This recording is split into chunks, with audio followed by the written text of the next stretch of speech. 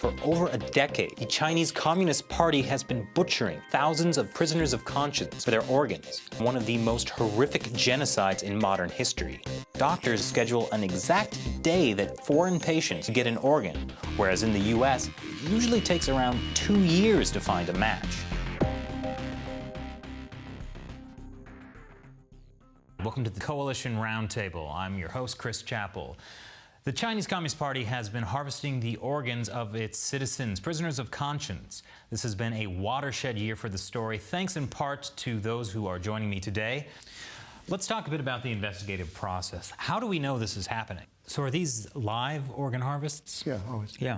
I mean, organ transplantation in China is different from everywhere else in the world, because everywhere else in the world you're dealing either with live donors who, after the donation, are still alive, brain-dead donors who are obviously brain-dead after the transplants as well.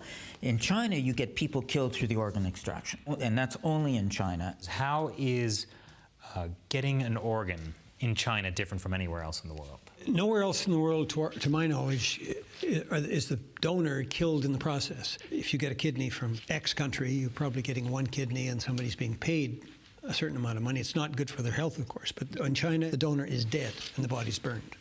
And that's something that people find very hard to accept. And from the patient experience, there's a couple ways it's different. One is militarization. I mean, you don't normally have military personnel operating on you for a transplant elsewhere, but that's true in China. Another is they send you to the courts to figure out where to get the organ from. Or the courts don't normally serve as organ distribution centers anywhere else, but they certainly do in China. And another is the form of payment. It's often these red envelopes. You know, there's a lot of cash being thrown around, high amounts.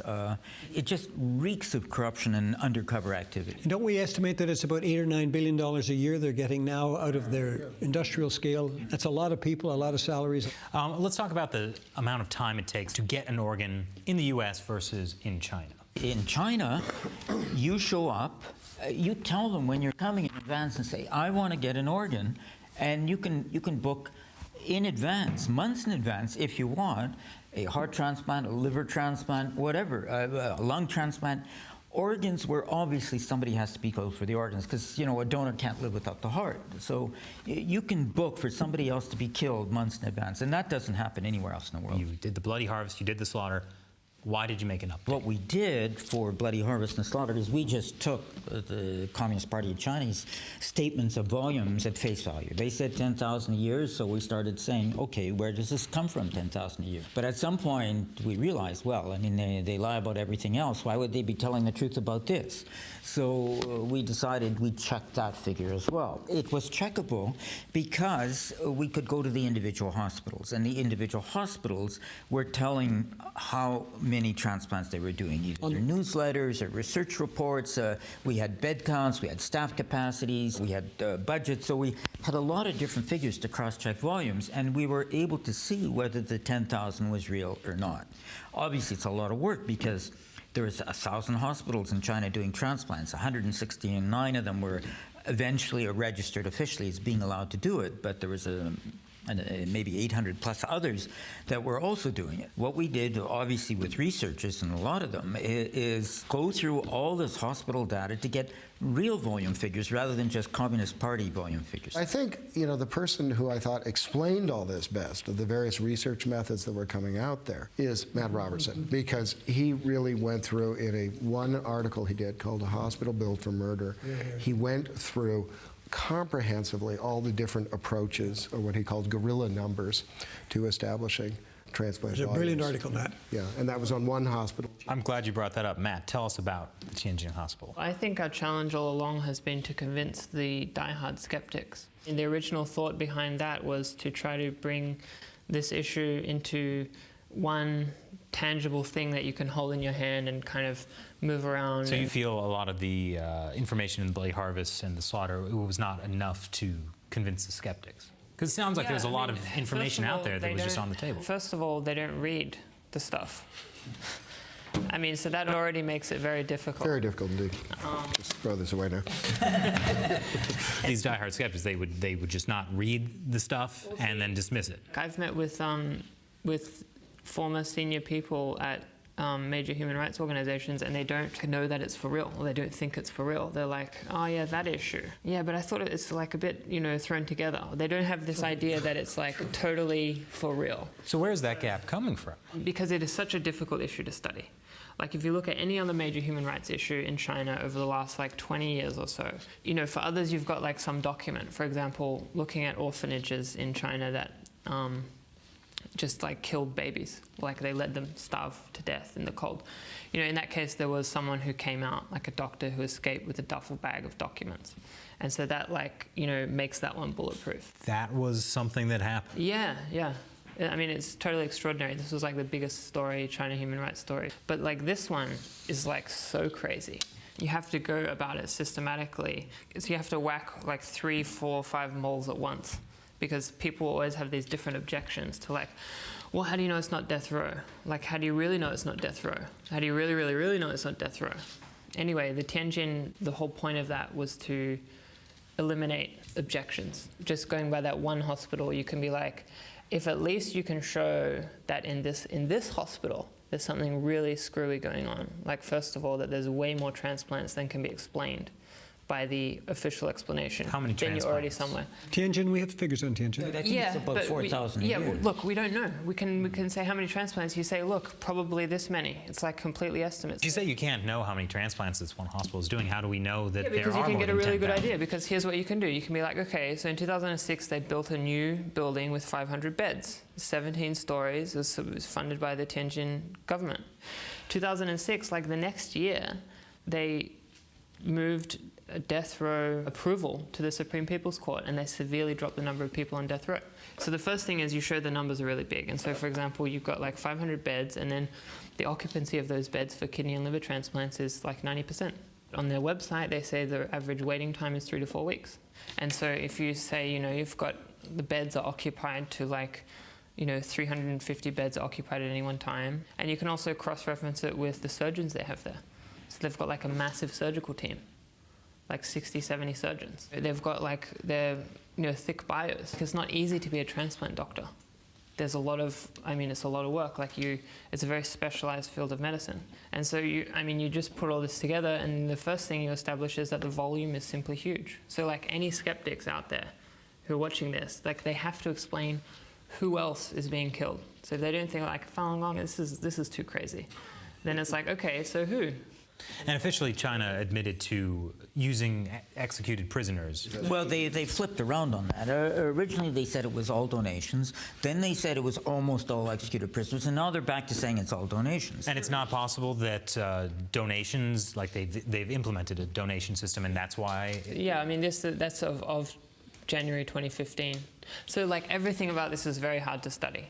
So like, for example, we know after 2015 that this persisted because, for example, you got people making phone calls and they're able to nail down like, they've got people saying, yeah, we've got a week. And so some could be lying, but when you do that to 20 hospitals and they're all saying, we've got organs, then you know that it's still going on. We had callers calling donation centers, and the donation centers say we don't have any donations. They would also say sometimes the phone would actually ring for a month and a half. They'd call every day. Finally, somebody'd answer the phone, and they'd ask, well, how many donations have you got? And they said 5. We went to Human Rights Watch, Amnesty International, and Human Rights in China almost in 2006. Metis and I both have been involved with Amnesty International in Canada, and they basically took a 7-year hold on this. They wouldn't agree that this was happening, and one of them told me privately is that they felt that if they raised this issue, they would lose all ability to lobby to get rid of the death penalty in China. So basically, for 7 years, head office for Amnesty then was in London. We were not allowed to get anywhere with Amnesty on this issue. We now have Amnesty fully on side with us as of about a year ago. I think Human Rights Watch, I'm not quite sure where Human Rights Watch is, but they have come around eventually. And one thing that Matt said I'd like to follow up on is about waiting times. There are not waiting times for organs, but there are waiting times for beds because these hospitals are operating at capacity. There aren't enough doctors, there aren't enough beds, there aren't enough hospitals. And there's been this huge building boom of transplant hospitals, and Tianjin's one example of it. And how can they be building all this capital unless they're sure that not only there's a huge supply of organs now, but there's an endless supply of organs into the future? And that is one of the most striking things that, all this supposed debate has been going on. There's been all this hurly-burly and political play and statements from the Chinese about all their reforms and so forth, and we see it there's nothing reflected in the actual hospital records. There's nothing but construction, nothing but an endless construction, and no signs to be seen within the actual literature of a lack of confidence in the future. Most just creepiest thing is this sense that, we're just going to have organs going into the future. Ask David about Wang Jiefu. Well, so Huang Jiefu, the person, how would I describe him? He's the person in charge of the Chief reform. Chief liar for the Chief system. liar. So he gives a number of 10,000 transplants a year. How many organ transplants a year did you find in the update? Well, what we did is we didn't have a specific figure. We did a range between 60,000 and 100,000 a year. So he's saying 10,000, and you're saying 60 to 100,000 a year, and it's increasing over time because of the increasing capacity. So the earlier years maybe it was closer to 60,000, later years closer to 100,000. Wang Jiefu at one time was Deputy Minister of Health. He's the vice chair of the healthcare committee for the Communist Party. That's very important. Like, he's in charge of the health of top party leaders. He's a liver surgeon. So we'll try not to say anything bad. The function we see him performing is basically he's the public face of the Chinese Communist Party on this issue. And he's constantly making statements about it. And if you track his statements over time, he contradicts himself all the time. I mean, you can point to one thing about it, he says it's true or is it not. But if you look at a bunch of things he says, he's just contradicting himself. So it's just pointless even talking about what he says. Matt, I believe you have a story about Huang Jiefu and a liver surgery he did. Well, I think Huang Jiefu is great in what he shows us about the system. He did this fancy liver transplant in 2005, in which he ordered 2 additional livers to be delivered to him personally. That, I mean, must have been removed like within 12 or 16 hours of his making the phone call. So he went to Xinjiang. He did a demonstration of removal of a liver cancer. He found that he could that the operation was possible to perform an autologous transplant where he removes the liver, removes the cancer, and puts it back. In order to do so, he ordered 2 spare livers. So he called the 3rd Military Medical University in Chongqing and then his alma mater in Guangzhou, and got 2 extra livers, like flown on plane to him. How did you find out about this story? It's all in Chinese media. There are 4 articles all about it. Why is it impossible for a surgeon in the U.S. to order 2 livers? Well, who are you going to kill? I mean, is that the only way to have a liver? Either someone is brain dead in hospital, then there is a period and that liver is allocated. But in that situation, if you controlled the twilight zone, you could do that. You could arrange the car wrecks perfectly timed and maybe tissue matched ahead of time, and you could pull this off. So someone has to die for there to be an organ. It's not just part of the liver, it's the full organ. yeah, those were full liver transplants. What are the numbers these hospitals are saying they're performing every year? If you add them up, you're getting figures. Figures are estimates. They're not like one hospital by one hospital. We have the number. Let me give you a fairly simple way of explaining this. It's not a perfectly accurate way. It's a kind of cartoon, but we actually use a more complex method in the update. But there's a number. Give you a number. 146 hospitals who do kidney and liver transplants. That's not even a perfect number, but these are the ones who sort of They were the registered, approved, yeah. Registered and approved by the Ministry of Health. I think there are others, but for the sake of argument. For the sake a fairly low number. These are just the high volume places because it makes it simpler. We're not doing hearts and we're just doing kidneys and livers. Those hospitals tend to have, and you start to see a pattern after looking at this data, and I've been looking at it for quite some time now. You see a pattern of at least 2 to 3 or 4 transplant teams, actually 20 to 30 transplant beds at least. Well, they have minimum. We'll get to the minimum requirements in a minute, but we don't even have to use those. You can just see this pattern.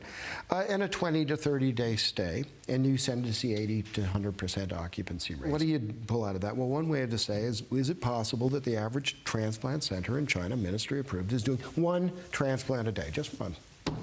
With all this staff. Now, with all that staff, 2 to 3 transplants a day, and some of them are just sitting around twiddling their thumbs and not doing anything every day. But let's say they do 1 transplant a day. Well, that gives you a very simple number. 365 times 146, that's 52,000 transplants a year.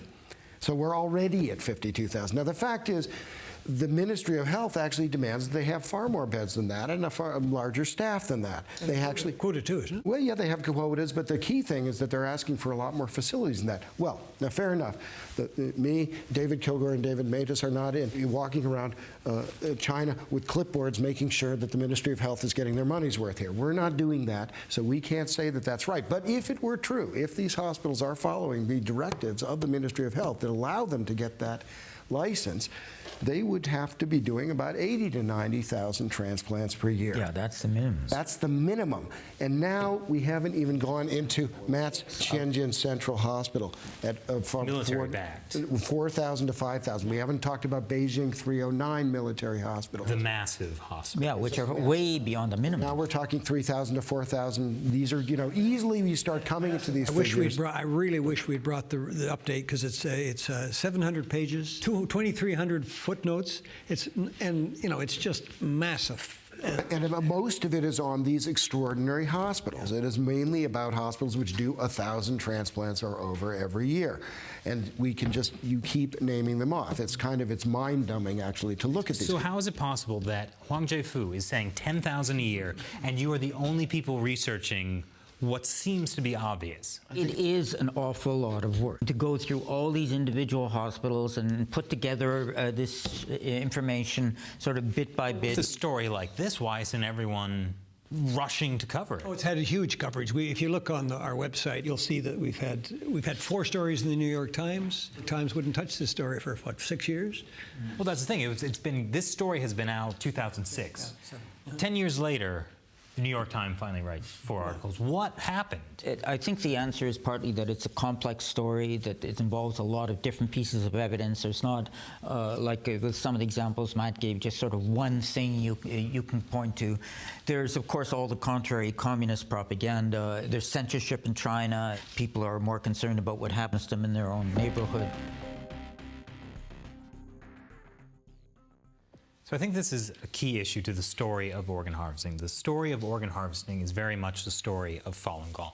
1999, it becomes the most controversial hot-button issue in China. What was Falun Gong before 1999, and what happened after? Before 1999, the Chinese government actually actively promoted Falun Gong as this way to improve health.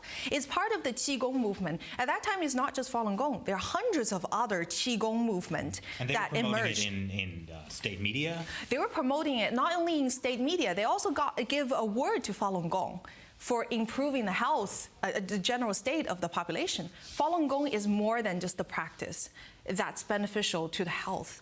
It also has a spiritual side. That is, there are 3 principles: truthfulness, compassion, and tolerance. And these Falun Gong practitioners are encouraged to use these 3 principles to judge their daily action, their daily decisions. And because of that, they sort of rely on their own conscience and their own judgment.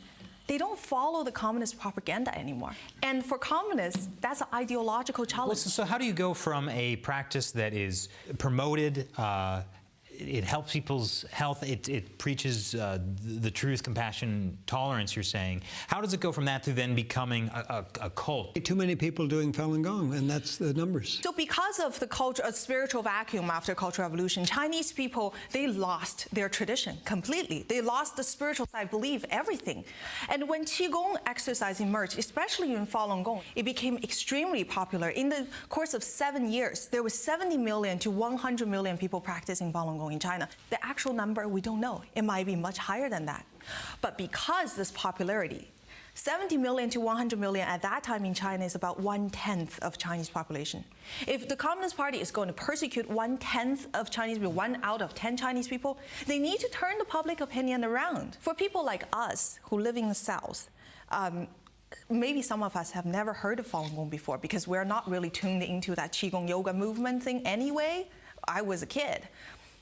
that persecution, that propaganda on TV every day, in every level of media, really did the damage. And when the Western world first got to know Falun Gong, it was after the persecution started. I think we have to put this in the context of intolerance generally. I mean, if you wouldn't ask, what is it about Christianity that makes ISIS goes after Christians, or any of the other examples of religious intolerance? David, you can think that way, but that's not the way I thought about it. One of my main purposes in my book was to go out and actually find out what this was about, because that was not a satisfactory answer to me, to just say, well, maybe they're a cult, maybe they're not, and who knows, but they shouldn't be persecuted. No, I felt this is important to establish what this group is. And I mean, there's a simple definition that people can test for themselves, and doesn't require some expert coming out and saying, well, this is the definition of a cult and this is how it works. It's like, that's very vague stuff. My parents were psychologists. Trust me, this isn't an exact science. What we found, though, is real cults have angry people who've left. That's what you have. You have people who've left the thing and they hate it. It's consumed their lives and they're mad as hell and they can't stop telling the world about it. So if you go to Children of God's website, post Children of God, you will find dramatic stories. If you go to the Scientologist, you'll find incredible stuff. If you go to, Divine Light Mission, you'll find these kinds of stories. You will not find this website for Falun Gong. You will find a Chinese government-sponsored website that hasn't been updated for years, okay? Because it's not real. It's astroturf. It's fake.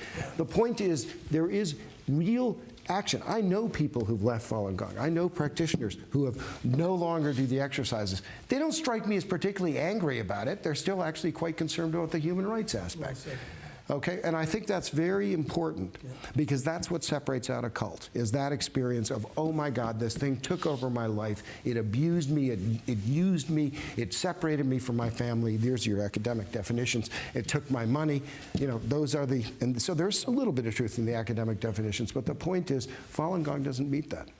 And I can say that with some confidence, because I could not have hung around a group for that many years if it had been like that. Yeah, I absolutely agree with you. It's not a cult. In fact, I used to be responsible for cults in the Department of the Attorney General in Alberta for a brief period, and so I got to know some of them. And you mentioned one of them a minute ago, and we've actually had a case in the courts in Canada where it was ruled that Falun Gong is not a cult. And if you look at, as you said, all the indicia of cults, it is not one. And it's simply a part of this demonization that goes on. It's an easy term to throw out. Yeah. David and I have met Falun Gong practitioners in probably 50 countries.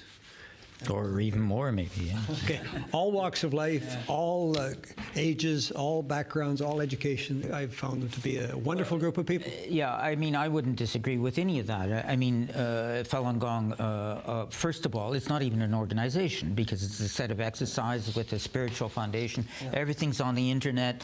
You don't pay anything. You don't sign up to anything. You can start whenever you want. You can stop with it whenever you want. You don't even have to tell anybody you're doing it. You can. Their principles are very simple and ethical. And I mean, all of that is true. I still say, in terms of victimization, it doesn't matter. There is no excuse for killing anybody for their organs, no matter what you think of them. I think what the issue is, sorry, I need to make this point. This ties into exactly the problem with organ harvesting. Anastasia, everything you said about Falun Gong, I dismiss it because you're a Falun Gong practitioner. I don't believe a word you said. And everything you've heard, Falun Gong is not a cult. You've been told this by your interaction with Falun Gong. How do you deal with this just kind of broad dismissal? If we frame the whole debate in the terms that are set by the Communist Party, then you get into this kind of dead end where you're arguing whether or not Falun Gong is a cult. And it's just like this bizarre, just stupid line of argument. Of course it's not, first of all, but the only reason that would ever be even the terms in which it was discussed is because of this massive persecution. And the biggest thing that persecution did was turn something that wasn't even necessarily defined. And so it turned it into this disparate thing that you do into like a group. See, Jews are very familiar with this, okay? I'm half Jewish, and David Matus is a Jew, and I think we're very familiar with this because all the years that we've been alive, we've gone to at least other countries or something, and people have said, yeah, that Holocaust thing, you guys must have done something. No. But this is true. So we're very used to this idea that people say, well, that bad thing that happened to you, you kind of brought it on yourselves maybe a little bit. I'm involved in human rights generally, and I see sometimes the instrumentalization of human rights accusations, and sometimes political opposition will accuse their opponents of human rights violations, which are not real, as a way of making a political point. So, one has to evaluate a human rights accusation and look at the evidence. And you're right, we can't just trust somebody, whether Falun Gong or not, simply because they say it. And I wouldn't dismiss somebody because they're Falun Gong. I wouldn't trust them because they're Falun Gong either. But most of our evidence, for the update, we have 2,400 footnotes.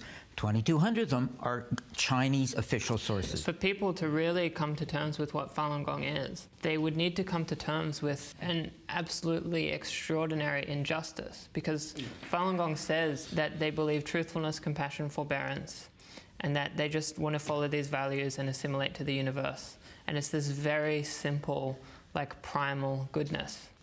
And if that's all it is, and they're being eliminated because of that, then that is a lot to swallow. I didn't ask anyone to accept anything I had to say about Falun Gong in my book. I simply said, you base these things on their actions. You can go through my book. You will not find violence, okay? The most violence you'll find is somebody cutting a wire and connecting it to another wire. And even a lot of practitioners were upset about that. It was very controversial within the practitioner community when they were cutting wires so they could transmit a different program over the Chinese airwaves. In fact, what I found living around Falun Gong was that they spend most of their time discussing ethical matters like this, and the agreements are pretty brisk. When a couple of years ago we were walking in a group of about 1,000 Falun Gong practitioners in Hong Kong, and there was this group called the Youth Care Society. What it really is a branch of the 610 office that harasses and shouts down. They tried to shout down you in Hong Kong recently, David. I would go like this to them when we walked by them. And a Falun Gong practitioner beside me said, "Don't do that, please. We don't do that kind of thing." So, and then the next time I saw these people, they would take the subway. Take the subway. And they'd come up every 10 blocks. And the next time I saw them, one of the guys went like this to me. I have enormous respect for Falun Gong practitioners, the ones I've met around the world. But there's an enormous problem with this within the journalism community. Again, I hate to bring it back to journalism. One more time. I once met with I think he was Reuters or AP, I don't want to remember. And I met with this guy in Hong Kong, and somebody said, oh, you should have a drink with him. I did. And he said, oh, yeah, I'm a China expert. I do China stories. And he said, the one thing I'll never do, though, is I'll never interview somebody from China who's got an agenda. Ooh.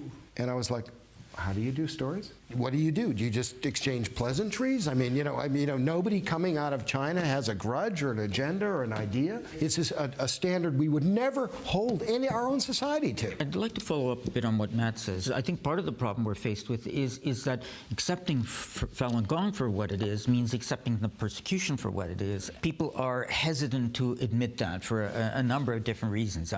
It impacts their interaction, the economics, and it's just the horror of what's happening. It has no place in our world. We don't have good and evil anymore. We have interests. We have competing interests. Yeah. Falun Gong defies that. And the victimization of Falun Gong defies that too. There is obviously no justification for what's happening, and admitting that it's happening is admitting something that people have difficulty even imagining that it's happening. If you look what's happening in China with the Catholic Church, the Communist Party appoints bishop, and with the Buddhism, they've got their own Panchen Lama, and Islam, they have their own imams, but they can't do that with Falun Gong. And because they can't control them by appointing somebody who is the head of Falun Gong, the persecution is the only way out, which is to a certain extent explains the persecution, but also explains their strength, because the Falun Gong cannot be destroyed in that way by appointing somebody the communists decide to appoint as their head, because there is no head. So you end up with a large group. The official numbers from the Communist Party were 70 to 100 million practitioners. Persecution begins 1999. You end up with a huge body of unnamed, unidentified people in the prisons and the labor camps that everyone else in society has backed away from. and then they become just this huge pool for organs. Yeah, we've talked to people who've got out of these camps, by the way, and we probably should mention something about that because we've talked to them on about 15 capitals, and we're absolutely horrified by what they go through in these camps. This is all small fry. I mean, what happened 6 months later was that they started to systematically build a machine to monetize those people. And this was not clear until this report came out. When all the evidence was put together, it became clear that they built a machine to do transplantations. So the reason the death count is so high now, or is suspected to be so high, is because there's no other plausible source. Except House Christians, which we don't know enough about. It's possible that they're an emerging source, at least. But look, I was always estimating at least 500,000 to 1 million Falun Gong in detention at any given time. And every time I've sort of thought, well, you know what, this has got to be fading. New evidence comes out and shows that I'm wrong. I think that's right, and I think this is an extraordinary machine, and it was also provincial. I mean, every province has gotten involved now. This is what we're seeing as a truly national, incentivized it. They turned a political persecution into also a commercial. A commercial killing business. And this is another facet of the update, the institutionalization of this killing. It's in the 5-year plans, it's in the budgets, it's in the grants, it's embedded into the system. The amount of awards these hospitals get individually is extraordinary. I mean, it's not just them bragging about, oh, I'm the #1 kidney hospital. No, they actually receive special awards. They proudly list them. They're competing for them. Matt, you had a point? Hospitals were rated for their advancedness on how many how many transplants they did. And it was a criteria for judging like how good a hospital is. So it was completely built into the system. Anastasia? Do the Chinese archive all these materials? They wipe them out the minute we look at them. Then usually after we archive them. I have a strong belief that they do not actually archive these materials, that they're incredibly careless about them, that they wipe them out all the time. But they're also careless about them, fortunately, in a good way as well. They tend to throw them in the trash and then not delete the trash, if you follow me. It's something we've all done on a computer. A lot of the mistakes are very elemental. Well, the bottom line is we have no idea what their internal accounting mechanism is. Not exactly. We honestly don't know whether this was a centralized campaign to eliminate Falun Gong, or if it was simply creating the incentives and letting it rip. I think both actually can be going on at the same time. If the question is, will you ever find a kind of master plan, something labeled the final solution for Falun Gong? No, I doubt that document will ever emerge. And if it existed, it's probably gone. So what we have here is a massive persecution. Organ harvesting, which we may never know the full scope of, is still but one aspect of this persecution of this group. Research wasn't done to the same degree with their campaign of thought reform against Falun Gong, but it was similar in that an industry was created. Like there were specialist academics in how you brainwash Falun Gong practitioners effectively. They had like book series, and then that would be distributed to prisons. They had like experts in this. They had training programs for this. They had prisons medals. got awards and so forth. Again, they were ranked and they got awards, and prisons boasted about being the #1 at transformation. We do have a better idea of what other victimization is going on, because the other victimization, a lot of the victims survive and they can talk about it, and about the torture and about the forced labor and the sleep deprivation and so on. But obviously with killing for their organs, they don't survive. So we don't have the same access to information. How could one of the greatest crimes of the 21st century happen in one of the largest countries in the world? To understand that, we need to understand some of the history of the Chinese Communist Party. Anastasia, you grew up under the Chinese Communist Party. Can you tell us a bit about that? Yes, I did. And when I talk to my father's generation these days, I can still feel the fear, the trauma that they experienced. Cultural Revolution is a big tragedy in Chinese history. Communist Party aimed to destroy Chinese traditional culture. What they destroyed was basic human nature, was the way that our society was formed, the foundation of our society, the kindness between people. And my father's generation grew up in the midst of Cultural Revolution, and they watched their families and friends being picked out, publicly humiliated, and that's always been there in their mind. And as a result, Chinese people have learned to put their head down and not speak their mind. How has the Chinese Communist Party been able to maintain its grip on power without using the rule of law? As Anastasia said, it's totally hostile, harmful to the Chinese people, and not in line with Chinese traditions, but it's very much in line with what communism does. Communism, the leadership of the vanguard of the proletariat, and you can see in the Constitution of China, it's all about the leadership of the Communist Party. But this vanguard of the proletariat, it's a few people. So how are a few people going to rule a large number of people without democratic elections? The way they do that is they create fictitious external enemies, and then they mobilize people behind this false creation of an enemy. So are you saying the party manages to maintain its power by always targeting, basically like a witch hunt, a group that is the enemy? I mean, originally it was the capitalists, but then the Chinese Communist Party switched to capitalism. They had to find somebody else. Falun Gong was a good candidate because there was lots of them. They were everywhere.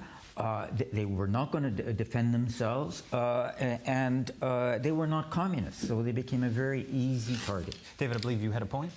Also, the Tibetan Buddhists have been treated outrageously, and the Dalai Lama, who's probably one of the most admired people in Europe. The Christians have been persecuted.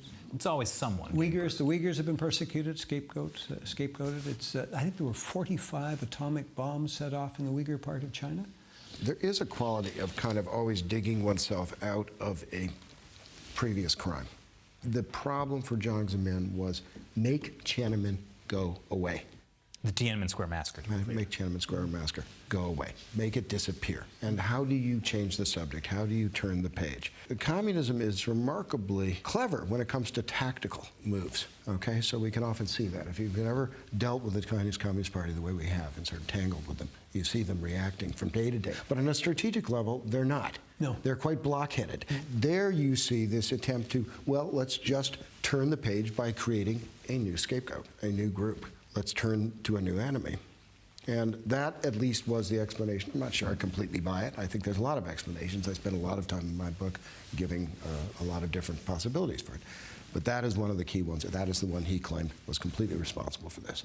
Turn the page, make Tiananmen go away, create a new enemy. Don't let the Public Security Bureau's muscles atrophy. Make sure they stay in shape. What is the origins of organ harvesting of prisoners of conscience in China? Well, there's some suspicion about earlier in the 90s, but really 1997 is when you can clearly say it took place. In the Gulje incident, you have 6 high-ranking Chinese cadres arriving in Urumqi, and the doctor, I've interviewed him, he's in Europe, he's told, go to the political prisoner wing in the Urumqi prison, start taking blood samples, map them out, map out who we've got, and, well, why do I have to do that? Well, just because we're going to have to start tissue matching these particular people. These guys get their organs, they leave, 6 more come, and this goes on for about a year and a half. These are tiny numbers. It's clear that something was happening at earlier time. And it went to an industrial scale operation against the Falun Gong community, a peaceful community of 70 to 100 million people targeted by the chairman of the party, and they were killed. As we say, 41,000 transplants by 2006. We can find no other explanation that they were taken from the Falun Gong prisoners of conscience who had been convicted of nothing, were put into work camps, were blood tested and so on, and then when somebody came from the United States or Canada, they were taken out of a work camp and were killed, and their organ was flown to the buyer in Shanghai usually.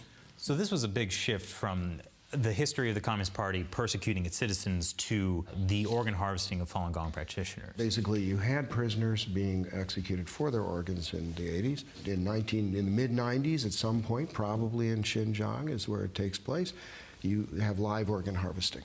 All right, that's when it seems to come in. 1995, 1994, we have Enver Tohti on record. He performs a live surgery. We have other witnesses who are in the same region who describe screams coming out of the organ harvesting vans as if somebody's still alive in there.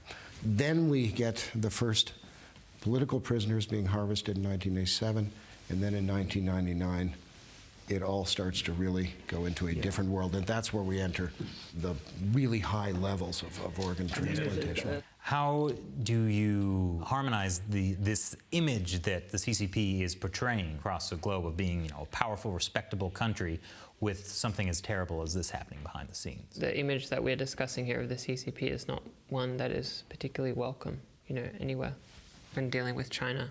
Well, why isn't it? Just, companies are trying to do business in China. Right, because they don't want to know about mass killing. There China.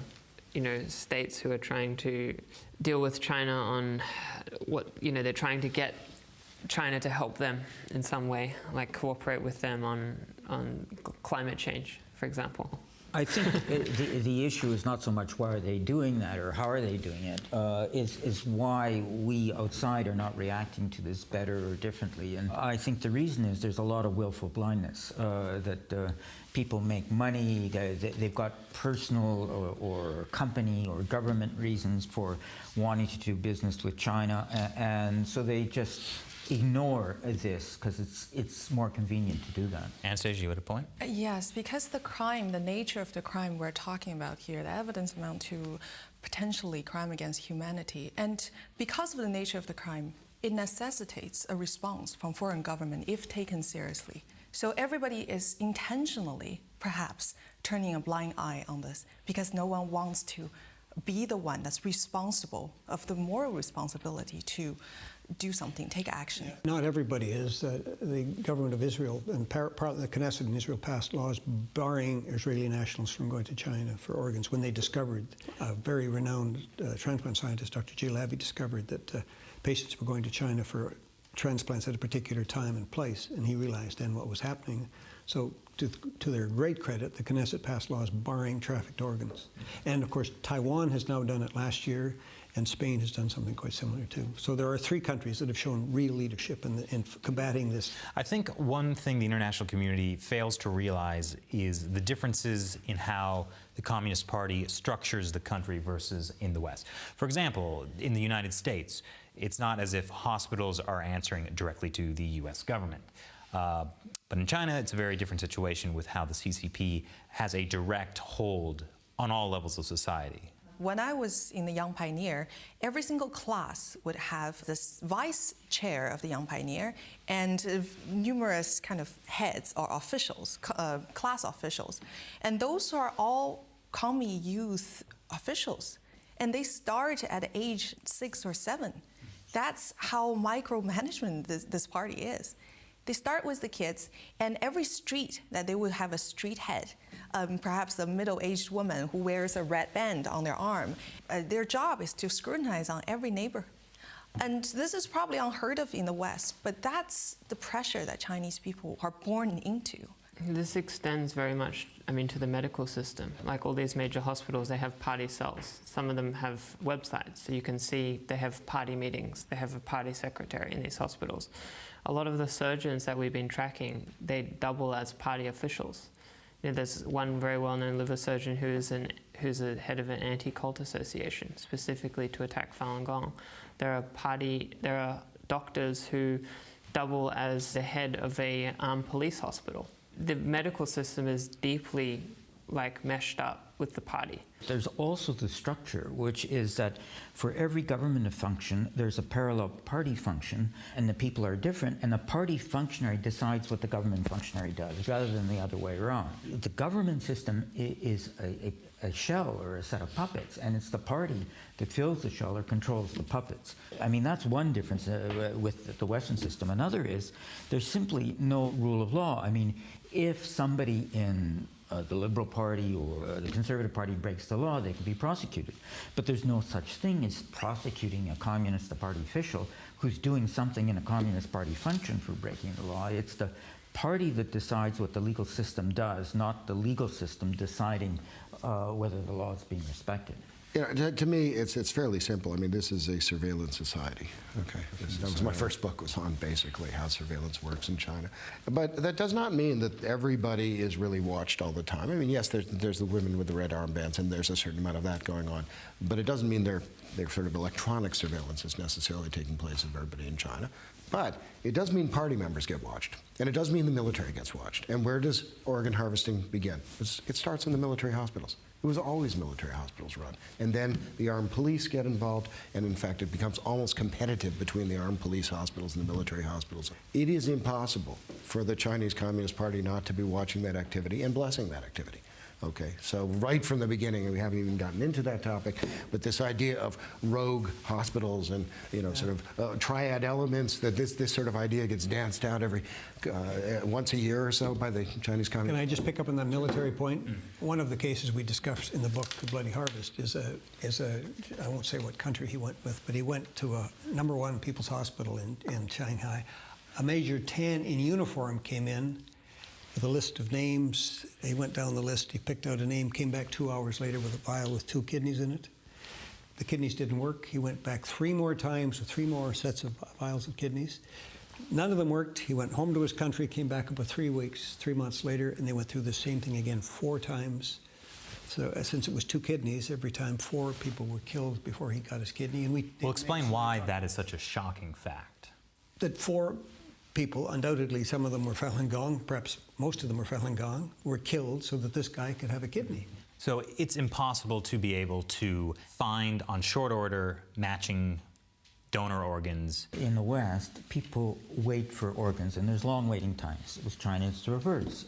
They can get organs almost immediately. It's the sources that are waiting for a patient to show up. With kidneys, and people have 2 kidneys, in theory, you can donate 1 kidney and still survive.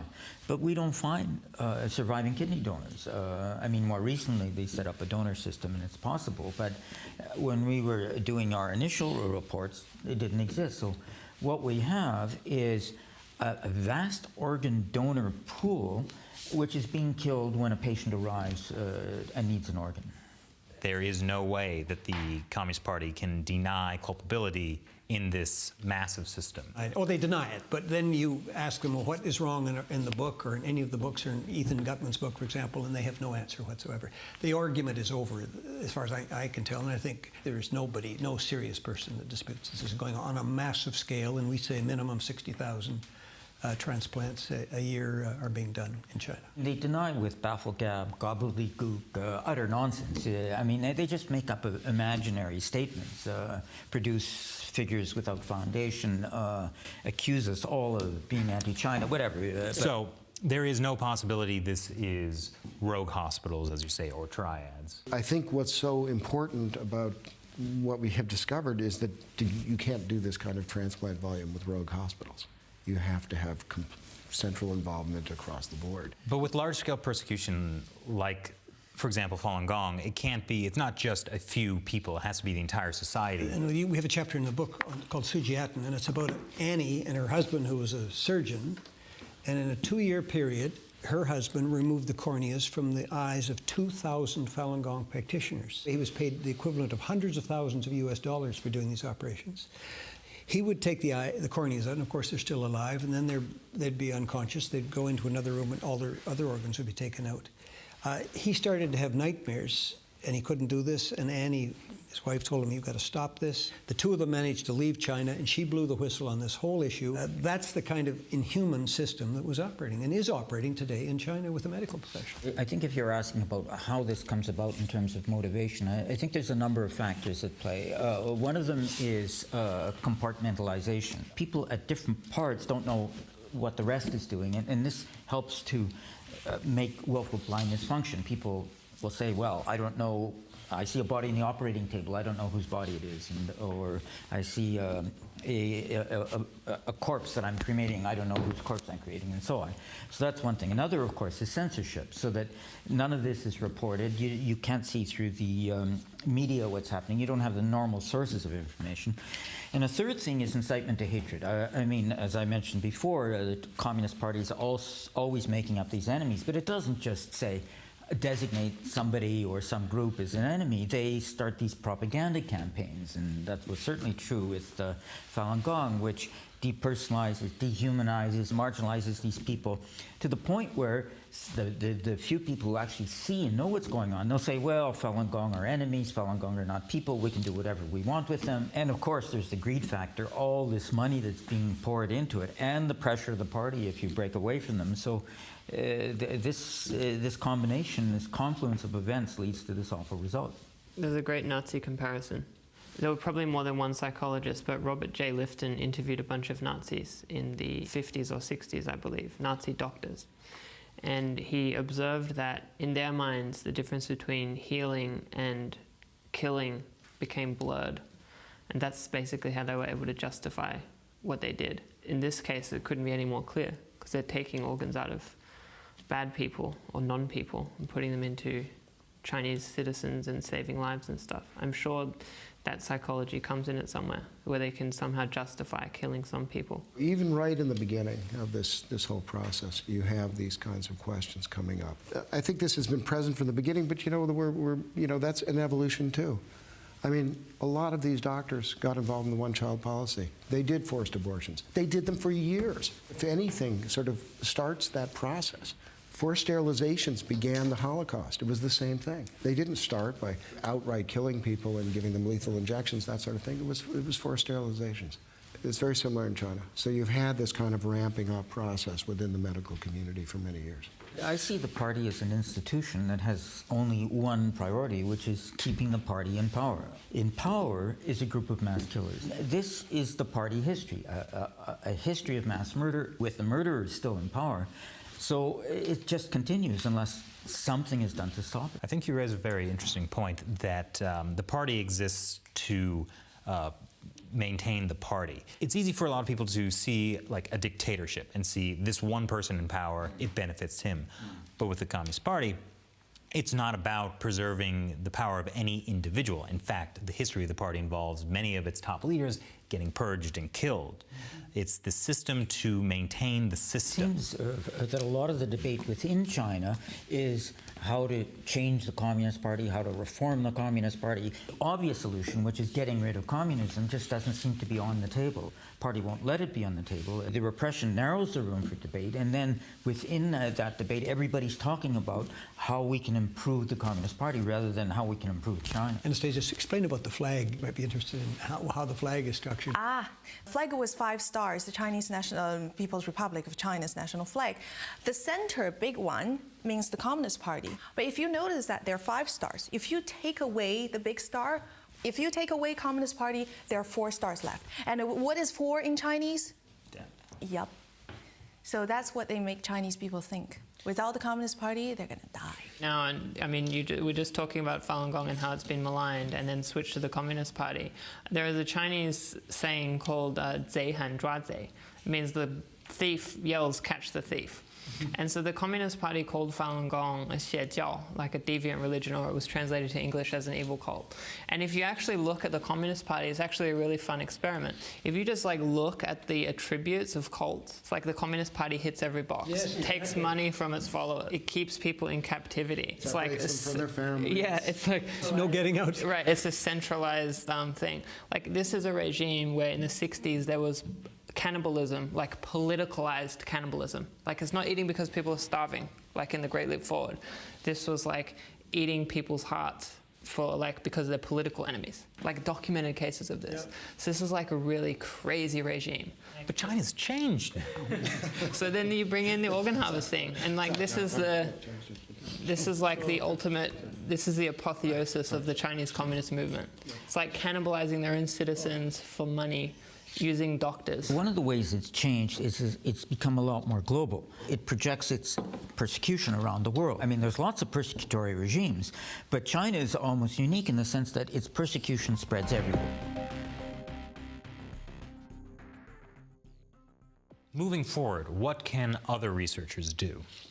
What we need to do is action at the legislative level, such as Israel, Taiwan, Spain have done. Sweden and the United States and so on could pass laws basically barring organ tourism by their citizens to places where they can get trafficked organs. And there's only one place in the world where you can get a trafficked organ on an industrial basis, and that's China. So what is organ tourism? It's transplantation across a border with exploitation. In China, what we have is a very particular form of organ tourism, which is institutionalized. In many countries, it's a black market, but in China, it's not. It's the standard hospitals. It's systematic, a practice that's universally decried within the transplant profession. Say you live in New York, you fly from New York to Shanghai, you pay a huge amount of money for the organ. organ, they do blood tests and find out what's a match for you, and they go out to a work camp and they find a guy out in the work camp who's been convicted of nothing in all likelihood. He's probably a Falun Gong practitioner. They take his liver out and they fly it to you in Shanghai. You get a new liver. They tell you you're getting it from a convicted capital offender.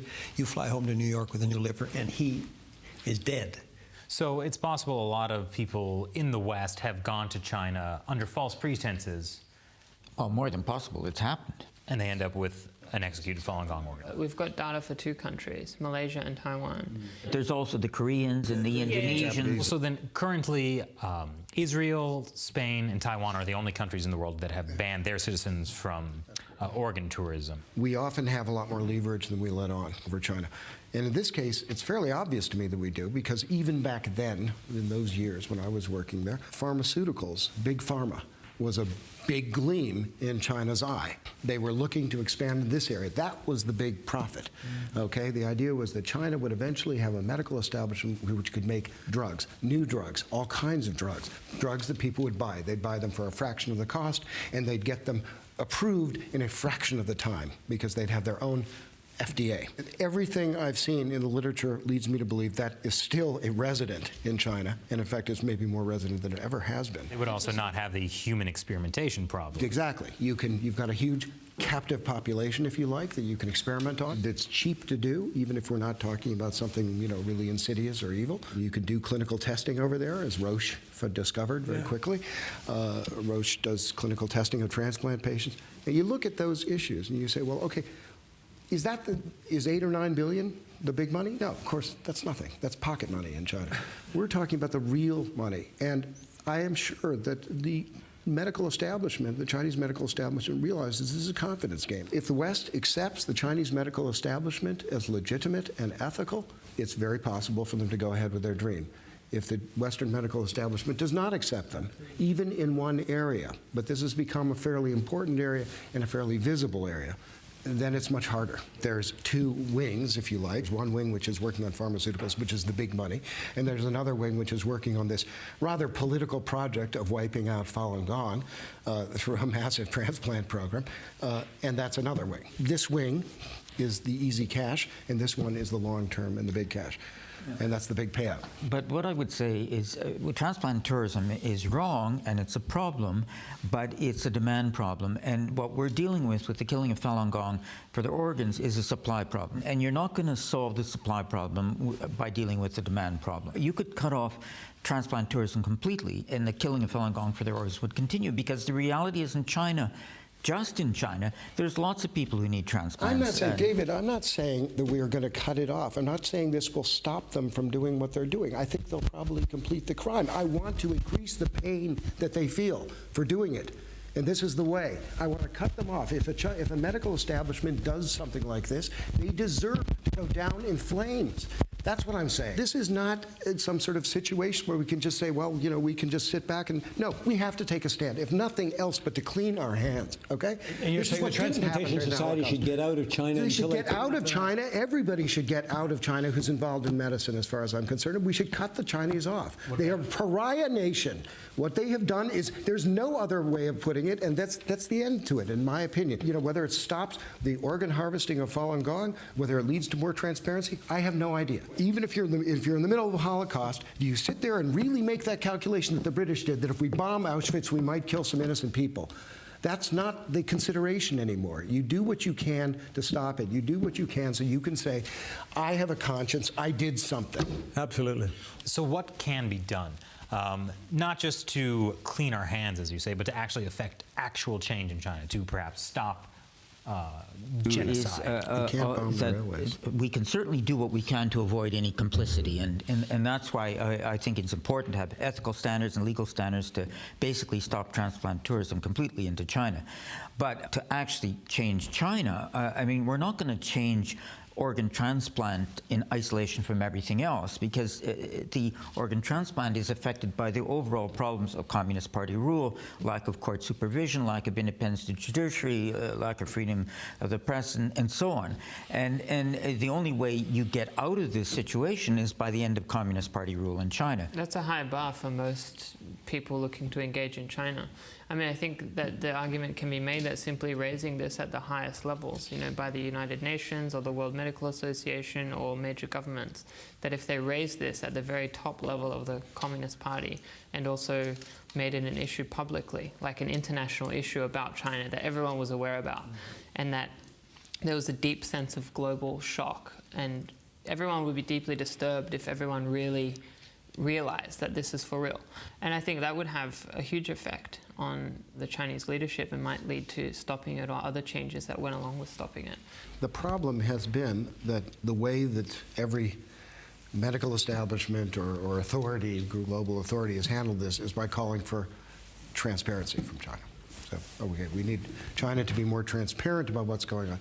And this plays into the Chinese hands, because Huang Zhifu is only happy to make up some new numbers. He'll make them up and he'll publish them, and he calls that transparency. Well, if the transparency consisted of publishing your entire list of previous transplantations such that they could be traced to the donors, if that was the demand, then that could never be met, and so that would be an effective way of... I think that's worth doing. I think we should try to get it done, but I'm not sure that's a lower bar than getting rid of Communist Party rule. That itself is a pretty hard thing to accomplish. Well, it's just a rhetorical statement, because they're never going to do that. They couldn't possibly do that. But if you set that as, you could at least say that's when we'll be satisfied, which is like, that's never going to happen. It means we'll never be satisfied. But that's where I lose confidence in Western institutions to be able to set up exactly what you described. Yeah, if you were running them that, no problem, okay? Set the bar high. Up till now, they haven't. The problem now is we have the Transplantation Society, which got into China and negotiated, I think probably with the best of intentions to a great extent, found themselves very quickly, just demanding transparency, and what they meant by that was the Chinese could make up numbers and please take us to a hospital which has been cleansed for our benefit, and then we can look at it and pronounce you reformed. This is a problem. This is a problem that we lead ourselves into a situation.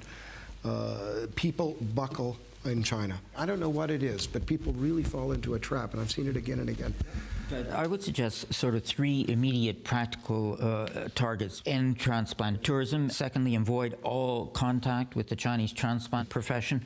And third, have an independent investigation, governmental or intergovernmental. Those things could be done and will have an impact on what's happening in the future. That is achievable, too. Those 3 things are quite achievable. Chris, you asked what can other investigators do. I think there are a few unexplored avenues. No investigators so far, as far as I'm aware, have actually just gone through Chinese transplantation literature from the late 90s until now, and just gone through them issue by issue and seeing what are their research and development findings, advances in transplant practice, whether they're developing their own drugs. That stuff's available now. It's on databases, and so that's one thing. Another is trying to find out transplant recipient groups and seeing how widespread, there must be people who've received transplants that are talking with each other on Chinese media platforms, digging deep into Chinese literature and getting a hardcore sense of the industry again, and then inferring from that. I think additional research is worth doing, but what the research does is it just replicates what we've already found. It just gives us additional information, but the priority has to be activism to stop the abuse. Sorry, Anastasia, do you have a point to make? I support what Matt said. And about the recipients, there are loads of Chinese forums. Chinese people go online and talk about everything. In those forums, you can get a lot more information that can point to new things. In Canada, for example, some people are going by car from city to town to village, and they're getting phenomenal coverage. I don't know whether it's on the front page of the papers, but they have a sign up saying stop organ pillaging. And all of us can do our thing in our own country, wherever we are, locally or nationally, and we can do what we're best at. Human rights violations are attacks on humanity. And the way you remedy the victimization is for humanity to reject its own victimization. If you mobilize enough people in enough countries that get concerned, then violations end. What have you found effective?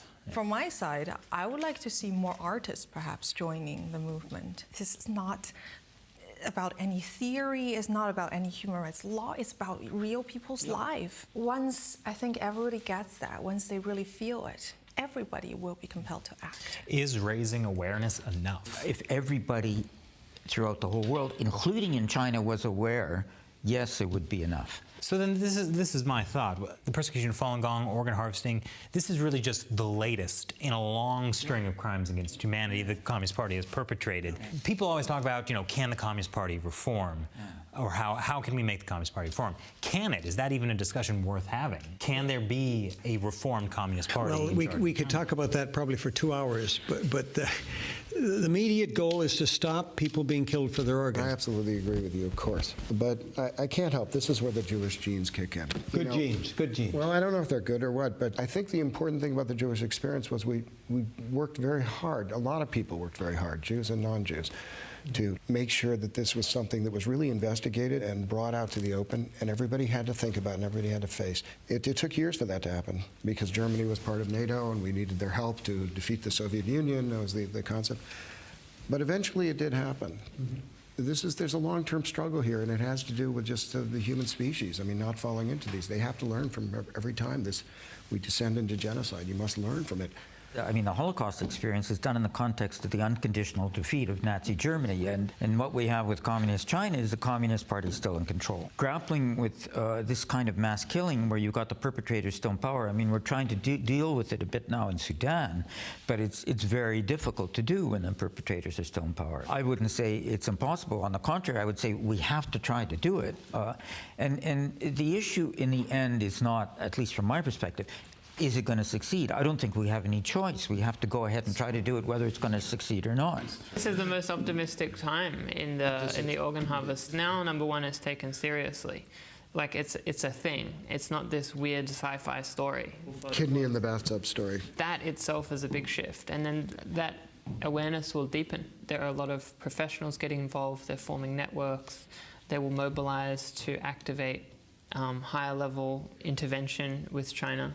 It's getting momentum, and it's going to build and build. And there'll be a big, what Ethan says, it's completely inevitable. There's going to be a huge global learning experience about this, because this is such a uniquely evil thing that has taken place from so many different aspects, and that will be analyzed and reflected on. Will there be trials? I mean, there must be, because a lot of these guys, they're not, they're only in their 40s, 50s. Presumably many of them will be alive when the Communist Party has ended. A database I've seen of transplant surgeons puts the number at 9,000 something. It must be a 6-figure number of people, I guess, maybe, or at least a 5-figure number of people that have been directly involved in this industry. And so, I mean, there will be an enormous amount of debriefing, there'll be memoirs, there'll be archival research to do. This will be like a massive field of study because it is such a unique thing to have happened. And you, Anastasia, as a Falun Gong practitioner, you've had to face an ugly side of humanity that most people have never had to encounter. Do you feel that it's time for a thumbs down, or do you have hope? We should never lose hope on ourselves. We do have the capability to do unimaginable crimes, but we also are capable of compassion. And that's yet for a lot of people to discover, but they still have it in them. What has really been inspiring to me is nothing's ever devolved into factionalism, and people have kept at it. The stubbornness, the way people have kept at it. This is the one thing I truly share with Falun Gong practitioners. That perseverance, I really, really respect this, and that really does give me some hope. If you're uncertain about whether this has happened, read the research. If you're satisfied that it has happened, do something about it. If you're uncertain what to do, go to endorganpillaging.org, and we've got a menu of things you could do. Pick one.